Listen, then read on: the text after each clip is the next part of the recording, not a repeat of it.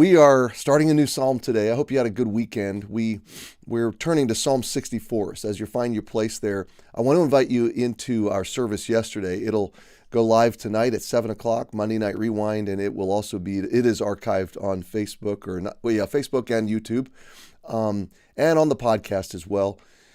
Safe Jesus. We are seeing a rapidly evaporating sense of safety in our world, and yet we can live in safety in the knowledge that Jesus knows everything that's going on with us, and he knows how to find us. He just knows how to take care of us.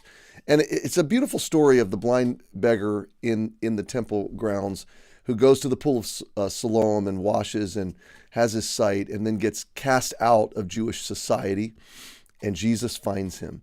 And we lifted off 6 principles in that passage yesterday, and I just know that God used it in my life, and pray he would use it in your life as well.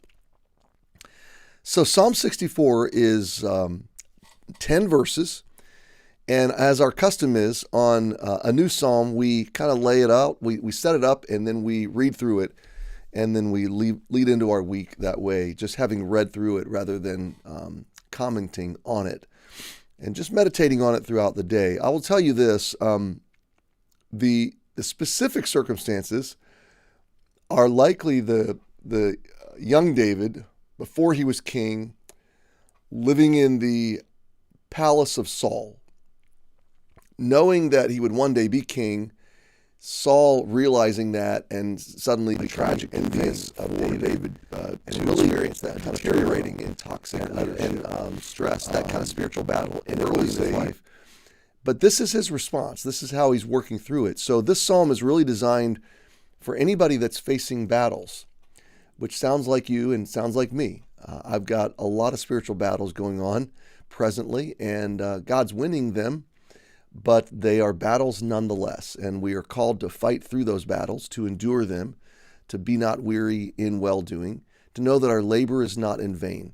And in particular, I think my battles revolve around the care of people, just knowing that they're doing okay and that we're meeting their needs spiritually as a ministry and otherwise in terms of our staff, caring for them and making sure that things are manageable in their lives to the degree that we can.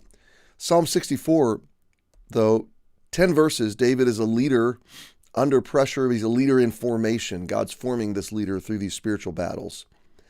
And so let's read it together, and then I just want to thank you for spending some few moments with me today, and I pray that your Monday and your week will get off to a great start. To the chief musician, a psalm of David. Hear my voice, O God, in my prayer. Preserve my life from the fear of the enemy.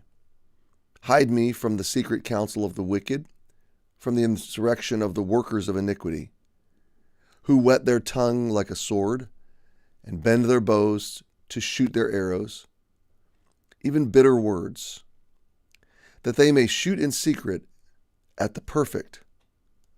Suddenly do they shoot at him and fear not. They encourage themselves in an evil matter. Sorry, let me back up. They encourage themselves in an evil matter. They commune of laying snares privily or privately. They say, who shall see them? They search out iniquities. They accomplish a diligent search, both the inward thought of every one of them, and the heart is deep. But God shall shoot at them with an arrow. Suddenly they shall be wounded. So they shall make their own tongue to fall upon themselves. All that see them shall flee away, and all men shall fear, and shall declare the work of God, for they shall wisely consider of his doing. The righteous shall be glad in the Lord, and shall trust in him, and the upright in heart shall glory. So we'll park it right there, Psalm 64, and something to think about throughout the day. David meditating on the situation that he's facing and how he will navigate it as a leader in spiritual battle. Be aware, my friend, that today when things come against you, that's normal for the follower of Jesus. But in Christ, you are more than a conqueror. You are more than victorious because the battles you are facing, he has already won.